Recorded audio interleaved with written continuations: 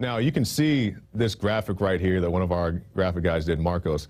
Police state euphemism, shelter in place. Now, we saw on MSNBC, one of our guys was watching last night, and they saw Mr. Lawrence O'Donnell saying that nobody was ordered out of their homes, and the police did not need a warrant because the police were welcome in, according to this gentleman. I haven't had a chance to see the clip myself, but this is what I've been told. And I'm looking at this graphic right here on the screen. You can see the police beating on the door so hard, it looks like they're about to break the glass.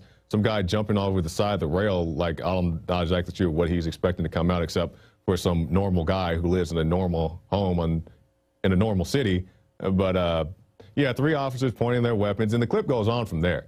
It's a very long clip, and we've seen more of these clips. We've shown you the clips of the police running down the streets, pointing their guns in people's faces, but there is no police state, there is no lockdown, there is no nothing. It's just, you know, good, friendly police officers out doing their job. That's, you know, what they do now. They used to, you know, buy little kids ice cream and help old ladies across the street. Now they're telling old ladies to get out of the house. So let's go to this article. Boston manhunt missed the boat as police skip street. Sue Lunn lives about 5 blocks from where the police engaged in a wild shootout April 19th with the 2 Boston Marathon bombing suspects, and about 8 doors down from where one of the suspects escaped alive and was found 18 hours later. A lot of people's lives were put in danger because someone in charge wasn't doing his job, said Mrs. Lund. People could have been killed because after the lockdown, hold on, now let's come back to me for 1 second. I want to read this quote. People could have been killed because of after the lockdown ended. Now let's just stop right there. We had a guest on yesterday. Rob Dew had a chance to talk to him. If you have not seen this interview, go see it. This is like, I don't want to say it's better than Piers Morgan, but it's pretty up there as far as how good they interacted with each other. This guy, maybe you guys saw him, he had a confrontation with Dan Bidandi. We had him on the show yesterday, and he was yelling and screaming and cussing, but that's not the issue. He was saying there was no police state, there was no lockdown, there was no martial law. Okay, maybe you don't want to call it martial law, but you just saw with your own 2 eyes, if you are blessed to have 2 eyes, the footage of the graphics of the police pointing their guns at this guy, ordering him out of his own home. The guy on the screen right there talking to Rob Dew, he said it never happened. But you can see, right, that's happening. That happened, okay? Let's go back. Okay, that guy said it didn't happen. Now let's go back to this right here. What is that? That's a guy having people point guns at him, beating down his door, saying, get out the house. You can see the guy with the gun right there. And there are more guys out across the street. And there are several of these clips. This is just one. We can make a whole montage of these. Actually, I think we have made a montage. And there you go. You know, we can make a whole documentary about this stuff, but it never happened. And that's just one clip. I'm sorry, I'm getting way off topic. Let me finish this quote from Mrs. Lund. People could have been killed after the lockdown ended. Everyone came out streaming from their houses, and suddenly they were in a combat zone, said Mrs. Lund. We'll go ahead and finish out this article. It's awful that some defenseless, unarmed man had to find the bomber, referring to the guy who found the bomber in the boat, or the suspected bomber, I should say, when the people with the guns and all of the protective gear could not find him, said Jamie Pepper. Now, we just have some B-roll on the screen, and I just want to show these guys, if we could put that B-roll back up again. Now, Mrs. Pepper was talking about those guys right there, the guys with the guns and the Humvees and the Judge Dredd uniforms, running around with their helicopters and their armored vehicles and could not catch one guy. Oh, that's a good one. Right? Look at that. Look at that. Boston police. Look at that picture right there.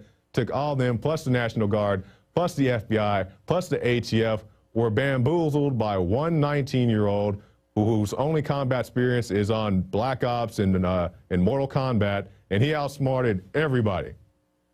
But they're saying we need more. That's what we need more. We need more troops on the streets of America to catch one guy who likes playing Metal Gear Solid. That's what we need, to catch one guy. And more on this, I've ran a little bit too much. We have this new clip from one of our new reporters, Leanne McAdoo, talking about the liberties that have been turned into privileges since the Boston bombing. I'm Leanne McAdoo, and this is an InfoWars News Bulletin. Liberty was also attacked in Boston last week in an alarming scene that was scarier than the bombing event itself.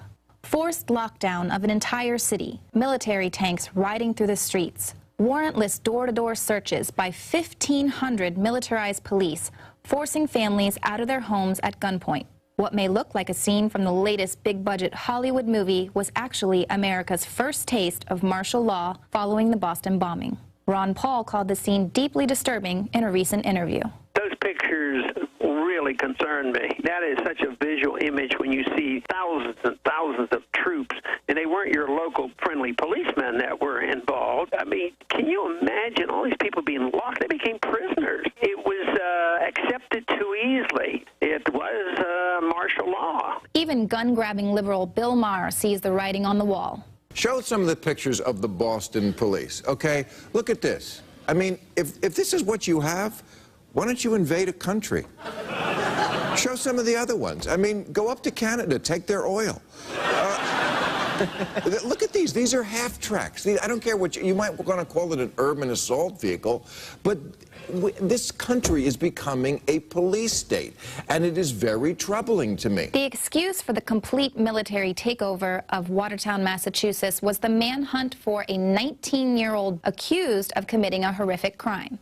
What normally would have been a police investigation quickly turned into the complete military occupation of an American city, conditioning us to believe that it's the government's job to keep us safe, even on the local level. We have been conditioned probably for 30 or 40 years, and you hear it all the time from the president. Their job is to make us safe. Governments aren't supposed to do that. Governments are supposed to protect our liberties. Once they decide they're going to make us safe, economically and physically safe, they can only do this by taking away our liberties, and that's where we are. We seek safety rather than liberty. The media praised the surveillance state as triumphant in catching the suspects, with some members of Congress promptly calling for even more government cameras. The sad fact, though, is that for all of the high-tech police state efforts applied, including adding one of the suspects to an FBI and CIA watch list after receiving intelligence from both Russia and Saudi Arabia, these efforts did absolutely nothing to catch the perpetrators. It was only after the shelter-in-place order was lifted that a private citizen was able to find the suspect hiding in his boat.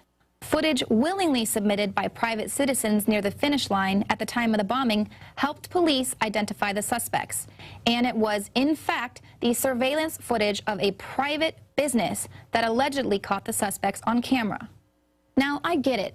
We were attacked. And I'm sure somewhere in our collective psyche, we needed that brute show of force to feel protected. But the last time Big Daddy Gov promised to protect us from the bad guys, our country went to war for more than a decade. Now our new daddy is promising to protect us from lone wolves here on American soil, and I've got a hunch about how that war is going to be waged. But don't worry, Homeland Security only needed 750 million bullets for target practice. To see the progression of the police state, pick up copies of the Police State Trilogy and Police State 4, The Rise of FEMA at InfoWarsShop.com. I'm Leanne McAdoo, and this has been an InfoWars News Bulletin. All right, great job, Leanne, one of our great new reporters. And you saw in that piece, Ron Paul was featured, and that's exactly who Lawrence O'Donnell from MSNBC was referring to when he was saying that none of this stuff is going on. This stuff right here in this graphic, we're just to the point. We can't even throw this stuff anymore. We just have to put it live on the screen when we're on the screen as well, because people don't want to check it out. You can see it right here. It's right there. You don't have to click on any link. You don't have to go to Infowars.com. You don't have to go to PrisonPlanet.tv. We encourage you to do so, but it's right there. It happened. It's right there. Jakari Jackson here, and I want to talk to you for a second about water. You know about ProPure, our flagship water purification system, but check out some of our portable water filter products at InfoWarsStore.com. The clearly filtered water pitcher. Also, for those of you on the go, we have the Athlete Edition filtered water bottle and the RAD Eliminator Pro filtered sports bottle that removes radiation. And keep in mind, we have replacement filters for all of these products. The ever-popular grab-and-go bag favorite, the Life Straw, the Crystal Quest shower filter system, and the Aquapod kit, great for mass storage of water.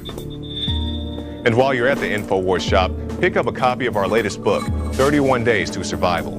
You can find all this and more at the InfoWarsStore.com, and don't forget, it's your support that funds our operation. Sign up for our free newsletter at Infowars.com/newsletter.